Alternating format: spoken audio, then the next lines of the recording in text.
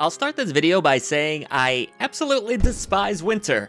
Slushy snow gets tracked through the house, the low temperatures have my nether regions retreating like a scared turtle and defrosting the car while navigating through traffic moving at a snail's pace.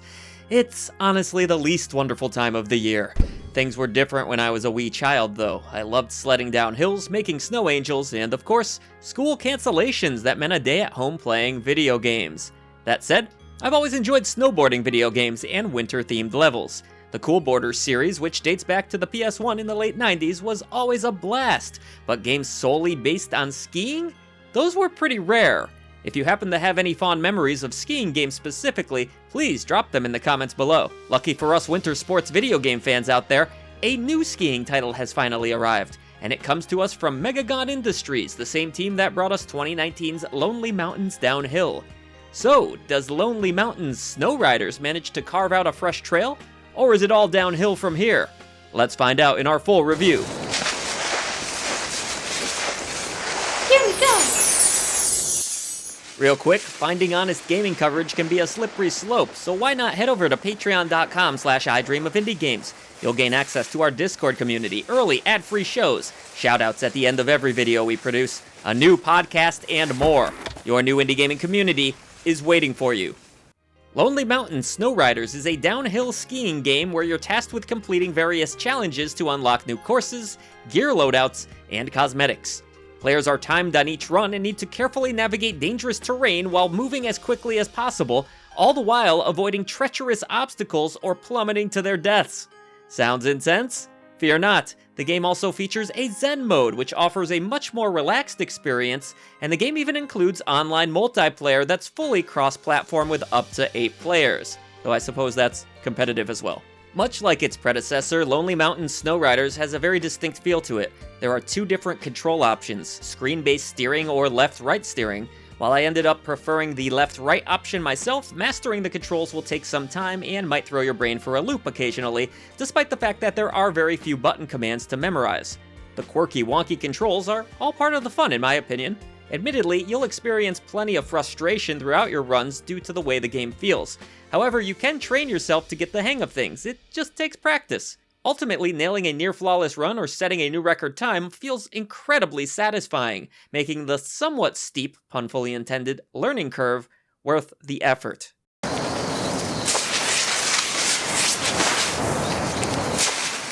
You'll start the game by creating your skier with a few customizable options available, nothing crazy from the get-go. As I mentioned earlier, you'll earn currency throughout your gameplay that helps unlock more items. The game features a built-in leveling system that tracks your progress and award points, which can be spent on those items. While the cosmetic options might not be all that thrilling, you can definitely work your way to earn that pink hat if it catches your eye. Before you hit the main mountains, you'll need to slide through a tutorial that shows you the ropes and the slopes. Here you'll start to grasp how steering, accelerating, and braking work. The right trigger, if you're using an Xbox controller like I was, will get your momentum going, while holding down the A button activates a crouch, sending you downhill at a faster rate. Crashing into walls or falling to your doom? No worries, you can simply respawn with the push of a button. Going off jumps is particularly exciting as you can perform various tricks, some of which need to be unlocked. You can also do rolls, hopefully before you hit the ground, and even control the distance of the jump. And really, that's kinda all there is to the game. It's deceptively easy to grasp, but oh so difficult to master. The single-player solo mode is where most of the substance of Lonely Mountains Snow Riders lies. Currently, the game has 3 main locations, each divided into 4 different trails. While this amount of content might seem a bit light, it's worth noting that Lonely Mountains Downhill received a seemingly endless amount of post-launch support. It now features around 40 seasons worth of updated content. I suspect we can expect a similar treatment here. There are also 2 different slopes per trail, though the black slope will need to be unlocked through challenges. On the topic of challenges, each slope contains 3 of them. Typically, you'll need to complete trails within a set amount of time and limit the number of crashes to succeed. Trails are divided into sections marked with checkpoints, and you're timed based on how you complete each segment. The timer is not cumulative for your entire play session, instead think of each checkpoint section as its own contained area. For example, if you crash before reaching a checkpoint, the crash will be recorded, but the time for that run won't be. You are ultimately timed for each successful run, and in some cases, if you were slow but still managed to succeed, it's best to hit the give up button and reset the run from the top of the previous checkpoint. Lonely Mountains Snow Riders is not an easy game by any means. Some challenges feel quite unforgiving and will require countless attempts. Each trail feels unique, with layouts that are not easily mastered. What begins as an amazing run can quickly turn sour on you. All of this is to say, for players who are easily frustrated, this might not be the game for you. On the flip side, I found myself learning from mistakes, and the game feels more punishing but fair rather than downright punishing. Leveling up and purchasing new gear will also help alleviate some of the challenges, as more advanced gear gives you advantages such as better traction on ice. If the challenge feels a bit too steep, however, perhaps the Zen mode will be more your speed. Here the pressure of a timer is lifted entirely, allowing you to drift along trails freely and set your own checkpoints whenever you wish. It's a great option for those who don't necessarily love the idea of time-based challenges, but enjoy the concept of skiing at their own leisure. Looking to ski with company? The game features 2 different modes of online play, both of which are cross-play compatible. A standard race mode is available, naturally, but there's also a team mode where you earn points as a team by riding trails and performing tricks. Sadly, at the time of this review, I was unable to test the online mode due to a lack of players, but assuming it performs well enough, I'm really excited to give it a go. And speaking of performance, Lonely Mountains Snow Riders mostly ran fine on my 4070, except that 4K resolution, which inexplicably tanked my frame rate down to the 20s. While I know 4K is taxing, the game's pleasant low-poly visuals aren't exactly pushing the limits of what's possible visually in a game. Simply dropping the game to 1440p resolution boosted the frame rate to 120 FPS no problem, which leads me to believe this was a bug.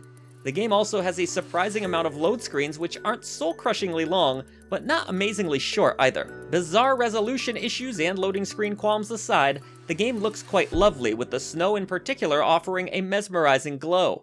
Oddly though, the game is mostly void of music, which is certainly a choice. I kinda get what they're going for, but I also feel like this could have used some really cool rockin' tracks to keep me going.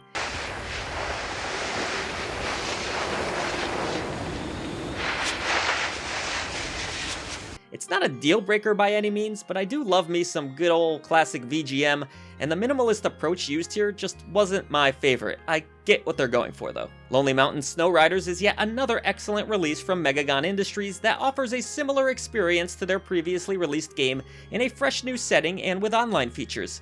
While the unconventional control scheme won't be for everyone, and it's certainly a bit light on content at launch when compared to its predecessor currently, there's still plenty here to keep you busy for hours, and I had an absolute blast playing it. Already, I look forward to even more content updates in the future and hopefully convincing some of my friends to play with me online, though I would have loved some sort of local co-op option here too, now that I think about it. Regardless, this game is a whole snow cone of fun and comes highly recommended. Here at I Dream of Indie Games, we believe games are so much more than a number, which is why we have our 3 Genie Lamp tier system. A bronze lamp represents a good game with quite a few issues, a silver lamp is for a great game with a few nagging issues, and there's the elusive golden Genie Lamp of approval for those releases that you have to have in your collection. We also have the Rusty Lantern for mediocre titles, and then there is the dreaded Indie Krampus for the ones you need to avoid. And with all of that said, I am going to award Lonely Mountains Snow Riders the Silver Genie Lamp of Approval.